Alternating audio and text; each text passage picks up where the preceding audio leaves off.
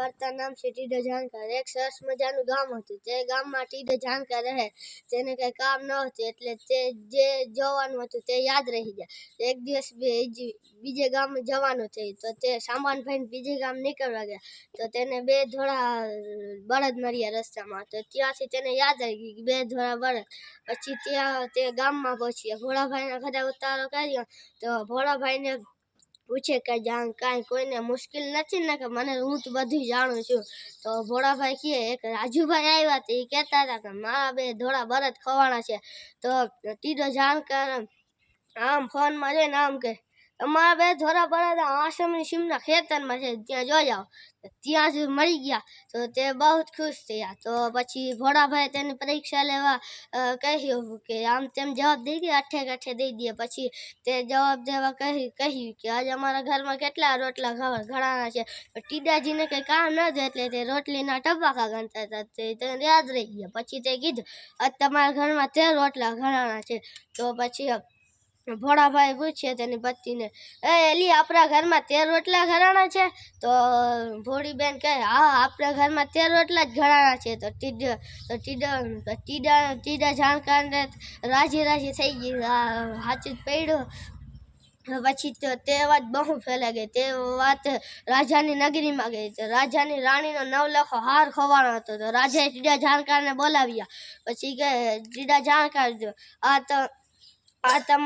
જો તમે મારી રાણીનો 9 લાખો હાર ગોતી દેશો તો હું તમને બહુ રાજી કરીશ, ને જો તમે નહીં ગોતી દો તો તમને આખરી સજા મળશે।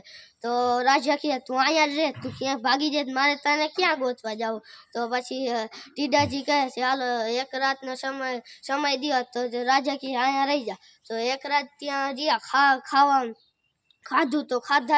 ખાવાનું તેને ભાવ્યું જ નહીં, તેને ચિંતા હતી। પછી પથારીમાં પડ્યા ને તો તેને ચિંતા હતી કે આજે રાજા આકરી સજા દેશે। તો તેને નીંદર નથી આવતી ને તો બોલવા લાગ્યો આવ નીંદરી આવ। નીંદરી એવું બન્યું કે નીંદરી રાજાના દાસનું નામ હતું।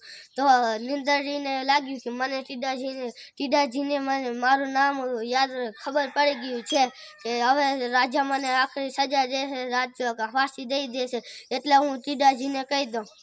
તો ધીમેથી ગઈને ટીડાજીને કહે છે હાલ્યો ટીડાજી મારો હાર, મેં હાર ચોર્યો હતો તે હાર તમે કોઈને કહેતા નહીં, તો મારું નામ ક્યાંય આવવું ન જોઈએ। તો ટીડાજી કહે વાંધો નહીં। તો ટીડાજી કહે તે હાર તો તું રાણીના ઓશિકા નીચે મૂકી આવ। તો નીંદરીએ એમ કર્યું। પછી ટીડાજી પથારીમાં સૂઈ ગયા। પછી સવાર થઈ તો રાજા ઉઠે મારી રાણીનો હાર તારે ગોતવાનો છે, તો પેલા મને ખાવા પીવાનું દ્યો, ચા બાન।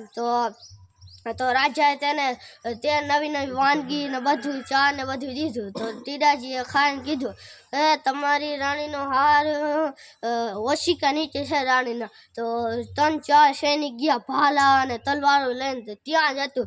પછી ટીડાજીને રાજાએ તેના ઘર ત્યાં રાખી લીધા નગરમાં અને તેને રાજી કરીએ। તે પછી એક દિવસ તે બધા જંગલમાં ગયા તેની પરીક્ષા લેવા। રાજાને થઈ વાત અઠે કઠે જવાબ દેશે કે એમ કરે છે।